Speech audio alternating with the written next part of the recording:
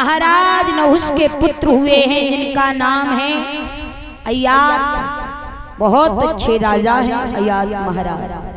अब अय्यात को छोड़िए, थोड़ी सी गौर करेंगे। इधर गुरु शुक्राचार्य अपने शिष्य बृहस्पति के यहाँ पर रह रहे थे, तो महाराज बृहस्पति की बेटी थी जिसका नाम था शर्मिष्ठा, और शुक्राचार्य की बेटी जिसका नाम था देवयानी।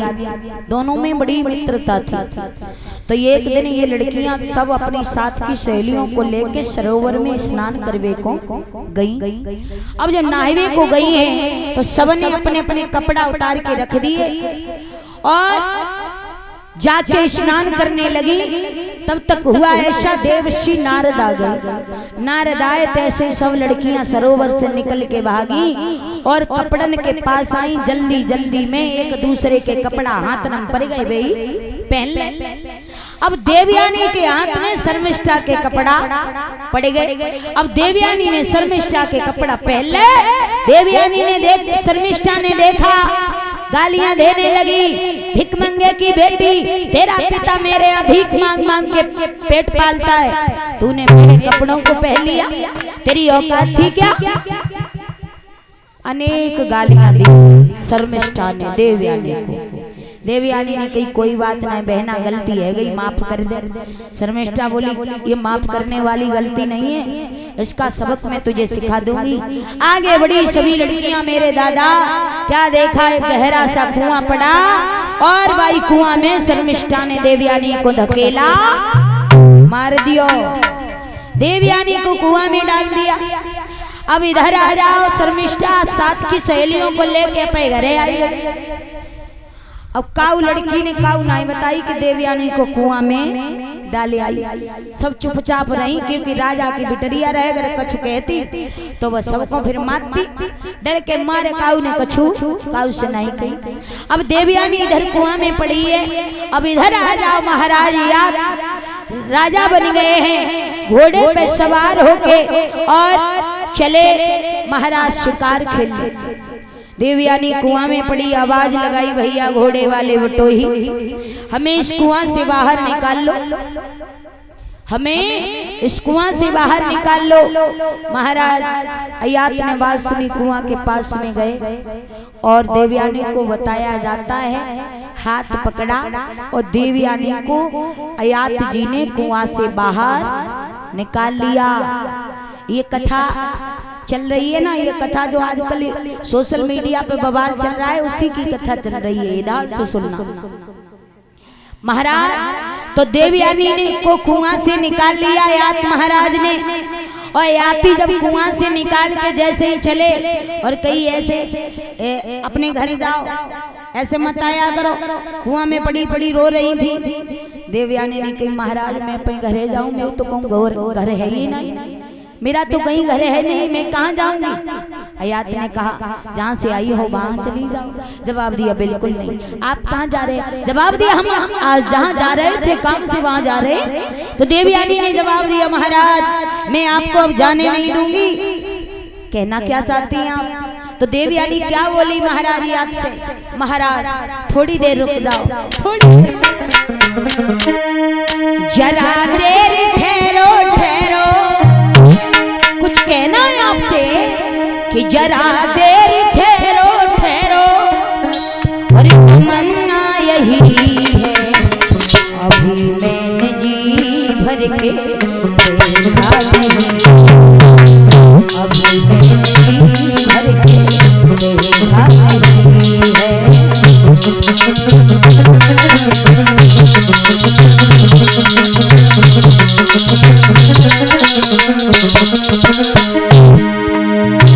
जरा देर ठहरो ठहरो, ओ जरा देर ठहरो ठहरो, और तमन्ना यही है अभी मैंने जी भर के नहीं है, अभी मैंने जी भर के देखा नहीं है।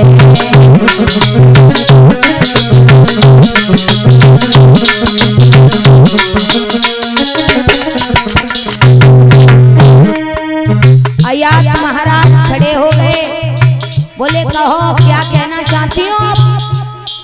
तो देवयानी ने कही महाराज मैं ये कहना चाहती हूँ, तुमने जब कुआं से मुझे हाथ पकड़ के निकालो है, अब यहाँ तो तुमने पकड़ लिया, अब यहाँ तो कोई दूसरा मर्द नहीं पकड़ सकता। मतलब क्या है सुनो। तो क्या बोली देवयानी?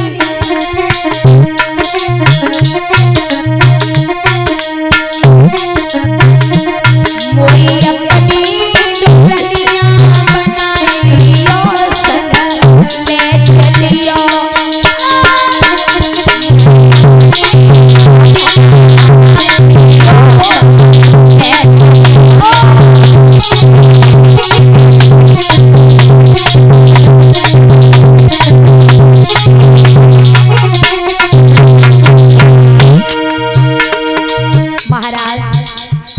अब तुम हमें अपनी दुल्हन बना लो। अयात कहने लगे खोपड़ी खराब है क्या? तुम एक ब्राह्मण की बेटी हो, मैं एक क्षत्रिय यादव वंशी हूँ, और हमारे साथ में तुम्हारा विवाह कैसे हो सकता है? देवयानी बोली महाराज क्यों नहीं हो सकता, जब हम करेंगे तो क्यों नहीं होगा, मना करेगा क्या? इसलिए हम शादी करेंगे तो प्यारे साथ में करेंगे। अरे अपनी दुल्हनिया बनाई लियो,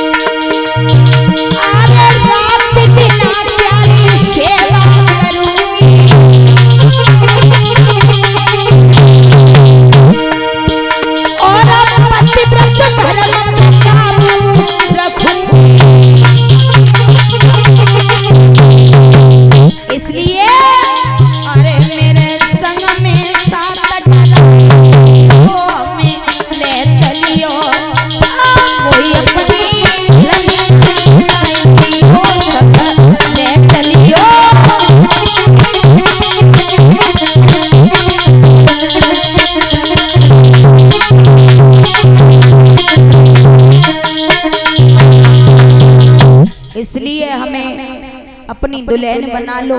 अयाती ने बहुत मना किया, देवयानी को समझाया तुम एक ब्राह्मण की बेटी हो और हम यादव क्षत्रिय हैं, हमारे साथ में तुम्हारी शादी कैसे होगी, तुम्हारे माँ बाप कर देंगे। देवयानी ने कही महाराज हमारे माँ बाप की चिंता न करो, हम अपने पिता से जैसा कहेंगे मेरे पिता वैसा करने को राजी हो जाएंगे, तुम तैयार हो जाओ, शादी करूंगी तुम्हारे साथ। देखिए मेरी माँ, ये कथा आपके और हमारे योग्य है, ध्यान से सुनना। देवयानी ने कहा कही कि जो तुमने हाथ पकड़ लो, मुझे हाथ दूसरों मर्द नहीं पकड़ेगो। तो ये हमारी पहले की माताएं जो होती थी, वो एक बार जिसे अपना मन से पति मान लेती थी, चाहे वो लूला हो, लंगड़ा हो, अंधा हो, बहरा हो, उसे ही पति मान के रहती थी। ऐसी ऐसी माताएं थी। देवयानी देखिए ब्राह्मण की बेटी और अयात यादव क्षत्रिय, उनके साथ शादी करने को तैयार हो गई। देवयानी बोली महाराज अब शादी करूंगी तो तुम्हारे साथ ही करूंगी, किसी के साथ नहीं। इसलिए माताओं, सच्ची पतिव्रता स्त्रियों के ये धर्म होते हैं। हमारी माताएं जानती नहीं है, पर ध्यान से सुनना। आप कहीं बाजार में जाती हैं, बाजार में जा अक्सर माताएं चूड़ियां जब पहनती हैं तो दूसरे मर्द के हाथ में हाथ थमा के पहनती हैं, पर माताओं इससे पतिव्रत धर्म नष्ट होता है। अपने घर पे चूड़ी लाके अपने घर पे अपने हाथों से पहना करो, किसी दूसरे के पराये पति के हाथ में अपना हाथ थमाती हो, ये भी तुम्हारे पतिव्रत धर्म पर दाग लग जाता है। इसलिए किसी मर्द के हाथ में पत्नी को हाथ नहीं देना चाहिए, अपने पति के सिवा कोई हाथ नहीं पकड़ना चाहिए। और जिस मर्द को तुमने हाथ पकड़ा दिया तो पतिव्रत धर्म पर दाग लग जाता है। ऐसे हमारी माताओं को नियमों का पालन करना चाहिए। अब देवयानी ने जब इतनी बात कही तो या तो तैयार है, बोले तुम्हारी राजी तो हम राजी, कोई बात नहीं। अब देवयानी अपने घर पे आई, अपने पिता शुक्राचार्य से सारी बात कही और अयात महाराज को साथ ले गई। देवयानी और कहा महाराज पिताजी शर्मिष्ठा ने मुझे कुआं में डाल दिया और तुम्हें भिखमंगा बताया और मुझसे कहा तू भिखमंगे की बेटी है। और ये महाराज आयात जो है इन्होंने मुझे आके कुआं से बाहर निकाला।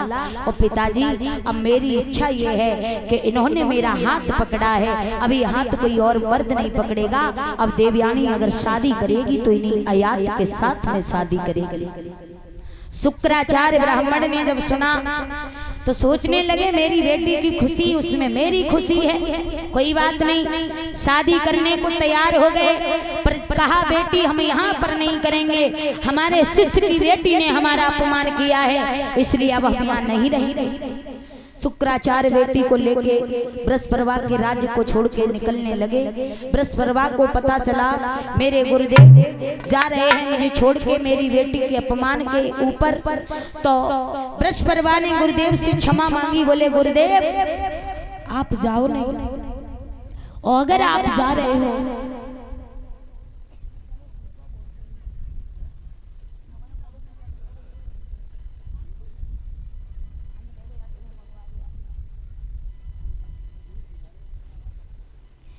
जवाब दिया है पिताजी अब शादी इन्हीं के साथ में करूंगी। शुक्राचार्य ने सुना, बृहस्पतिवार का देश छोड़ करके निकल के चलने लगे।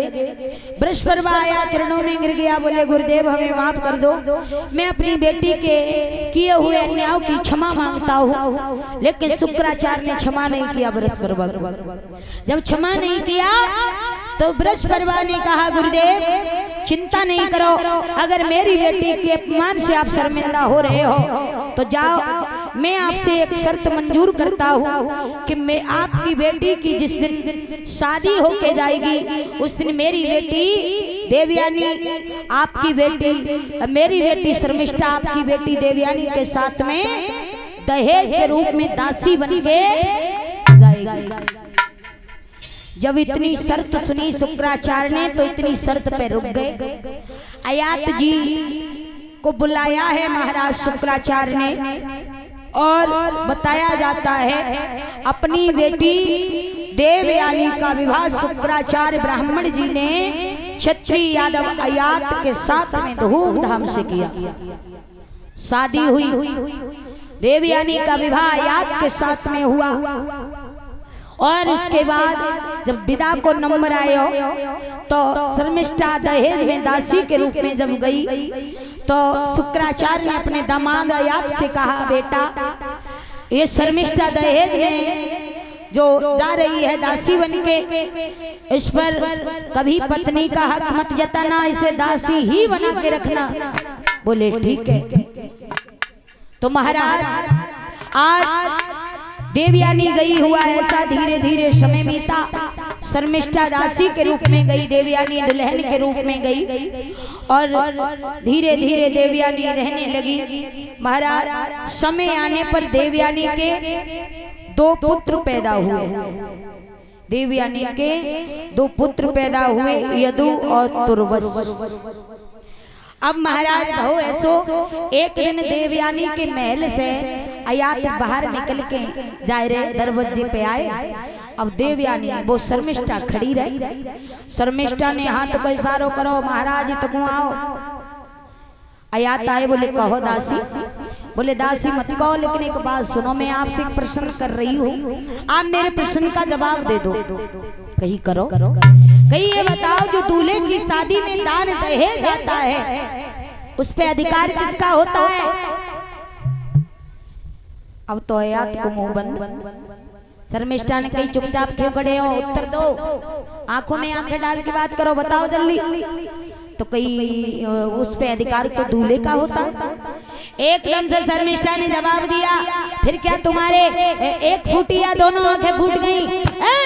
मैं भी तो दहेज में दासी बन के आई हूँ, क्या मेरे ऊपर तुम्हारा कोई अधिकार नहीं है? कब तक इस घर में जीवन व्यतीत करूंगी?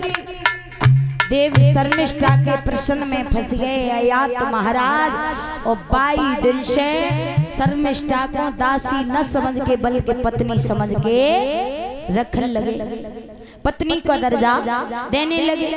अब हुआ ऐसा धीरे धीरे समय बीता। शर्मिष्ठा के एक लड़का पैदा हो। अब जो लला पैदा हो, शर्मिष्ठा ने अयात महाराज से कही, महाराज ऐसो करो जाको नाम तो धरवाई दो। अयात कहने लगे चुपचाप बैठी रहे, नाम धरवाई रही है, बाई मालूम पड़ गई तो खटिया खड़ी है जाई, बिना नाम कोई रहने दे। अब शर्मिष्ठा के समय हुआ, एक बेटा हुआ, फिर दूसरो लड़का है वो। अब दुए है, शर्मिष्ठा ने कही महाराज अब जाको तो नाम धरवाई दो। बोले जेऊ बिना नाम कोई रहने दे, नाम से कछु ना हो। तो उसका भी नाम नहीं रखा बताया जाता। फिर तीसरा भी लड़का हो गया शर्मिष्ठा के, पर एक को नामकरण संस्कार नहीं हुआ। अब शर्मिष्ठा रह रही है। हुआ ऐसा एक दिन धीरे धीरे देवयानी को शक होने लगी। शक जब बही के महाराज यार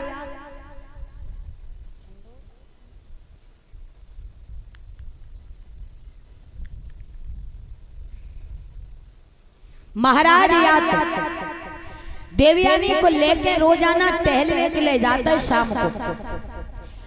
अब एक बगिया थी, हर जगह जाते थे महाराज याद, हर तरफ जाते थे, लेकिन वो बगिया में नहीं जाता। क्यों? क्योंकि वो बगिया में शर्मिष्ठा रहती थी, इसलिए अपने तीनों लड़कों को साथ लेके। तो देवयानी ने कही महाराज आज रोज तो इतने जाता है घूमने, आज ऐसा करो आज इतने घूमने चलो। क्यों? तो कहीं इतने का करूंगी जाएगी। क्यों? कि इतने तो नौकर लोग रहते। देवयानी कहने लगी आज मैं तो तेऊ घूमने जाऊँ। अयात मना कर रहे, देवयानी हट कर गई। और अगर काऊ से महाराज बार बार काऊ चीज की मना करो तो भाई शंका हो जाते हैं। तो देवयानी को शंका हो गई।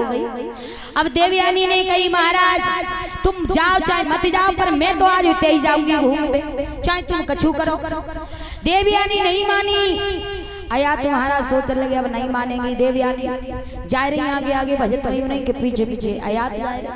अब पहुंच गई देवयानी वहां जहां शर्मिष्ठा के तीनों पुत्र खेल रहे थे। देवयानी खड़ी है गई, उन बच्चन से पूछने लगी कह रहे हो तुम जी बताओ, तुम जहाँ खेल रहे हो तुम्हारे माँ बाप को क्या नाम है? अयात पीछे से आए कहने लगे चुपचाप रहो करो, तुम नौकरन के बाद उतन से बतलाए रही हो, चलो होते। देवयानी कहने लगी पूछ लो तो पूछ तो ले दो, कम से कम इन्हें पतो इनको पतो तो पूछन दो। अब बच्चन ने नाई बताई, चुपचाप खड़े हैं। देवयानी को शक हो रही। देवयानी ने डंडा उठाओ पतरी सी संटी, और जैसे ही उठाई जवाब दिए बता दो ना एक को मारूंगी, अपने बाप को अपनी माँ को नाम बताओ। जैसे ही बच्चन ने संटी देखी भैया डर के मारे कहीं मैया मारे मती, शर्मिष्ठा हमारी मेहतारी है जो खड़े हैं यही हमारे बाप है, हमें मती मारे।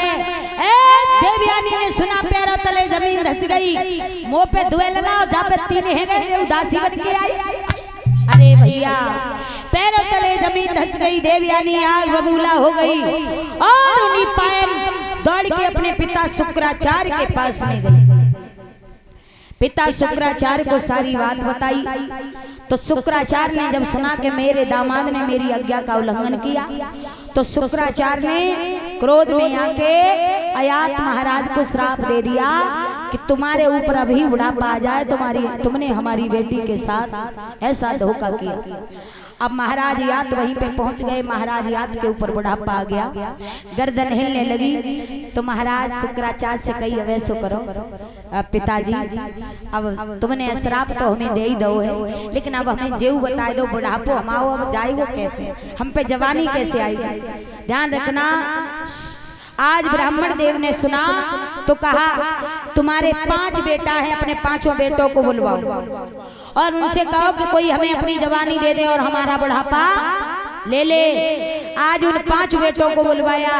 शर्मिष्ठा के 3 पुत्र हैं, उनका नामकरण नहीं हुआ तो शुक्राचार्य ने उनका नामकरण संस्कार किया। 3 पुत्र थे, अनु, दुरु और पुरु, तीनों के नामकरण हुए, अनु, दुरु और पुरु। और उसके बाद अयात महाराज ने अपने बेटों से कहा हमें कोई अपनी जवानी दे दो और बुढ़ापा ले लो, पर सबने मना कर दिया। बताया जाता है सबसे छोटे बेटा पुरु से कहा, जो शर्मिष्ठा का पुत्र था, पुरु से कहा हमें अपनी जवानी दे दो, तो बेटा पुरु ने अपने पिता अयात को अपनी जवानी दी और उनका बुढ़ापा वापस लिया। कुछ दिन महाराज अयात ने राज्य का पालन पोषण किया और उसके बाद आनंद लिया। अपने बेटा पुरु को बुलाया, उसकी जवानी वापस की और अपना बुढ़ापा लिया और सदा सदा के लिए वन में भगवान का भजन करने चले गए। बोलिए गोविंद भगवान की। तो देखिए इन्हीं महाराज याद के 5 पुत्र हुए, यदु, तुर्वस, अनु, दुरु और पुरु। ये महाराज तो ध्यान रखना, हम सभी के पिता क्षत्रिय यादव यदु अयात हुए और हमारी माँ है जो शुक्राचार्य ब्राह्मण की बेटी है देवयानी, तो वो कौन हुई ब्राह्मणी, तो वो हमारी माँ है। तो ध्यान रखना, हम कोई तो विद्वान कहता है कि 5 पुत्र हुए। पुरु जो शर्मिष्ठा का पुत्र था, इससे ये चंद्रवंशी ठाकुर हुए, और जो देवयानी का बेटा था यदु, और यदु से हमारा ये यादव वंश चला, यादव वंश चला है, जो आज कल हमारे यादवों को कुछ ब्राह्मण ऐसे हैं जो अपमान करने में लगे हैं, लेकिन उन्हें ये कथा सुन लेना चाहिए। आपने देखा होगा कि ब्राह्मणों पे तुम कथा करवाओ, और ब्राह्मण ये देवयानी के विवाह की कथा पूरी तरीका से नहीं सुनाते, और वो ये भी नहीं बताते कि यादव वंश चला कहाँ से, बताते नहीं, छुपा के चलते। पर हमें मालूम है कि हमारा यादव वंश देवयानी के बेटा यदु से चला। तो ध्यान रखना, यदु से हमारा ये यादव वंश चला, तुर्वस से मुसलमानों का वंश चला, दुर्राज से कश्यप, मौर्य, कुशवा, लोधे, राजपूत इनका वंश चला, और अनु से पाल, गुर्जर इनका वंश चला। इस तरीका से महाराज याद के दोनों पत्नियां देवयानी शर्मिष्ठा से 5 पुत्र पैदा हुए, और इसी यदु की 56 पीढ़ी के बाद यादव वंश में मथुरा में बहुत सुंदर राजा हुए, जिनका नाम रखा उग्रसेन। इन्हीं उग्रसेन के यहाँ पर हमारे भगवान श्री कृष्ण ने आके मथुरा में किस तरीका से जन्म लिया है, तो ये कथा श्रवण करेंगे। अब आइए चलते हैं, एक भगवान का कीर्तन ताली बजा के बोलने, उसके बाद में फिर आगे कथा का प्रसंग बढ़ाएंगे, और जिन माताओं को नाचना हो वो नाच ले। ताली बजा के सभी माताएं बोले भगवान का कीर्तन।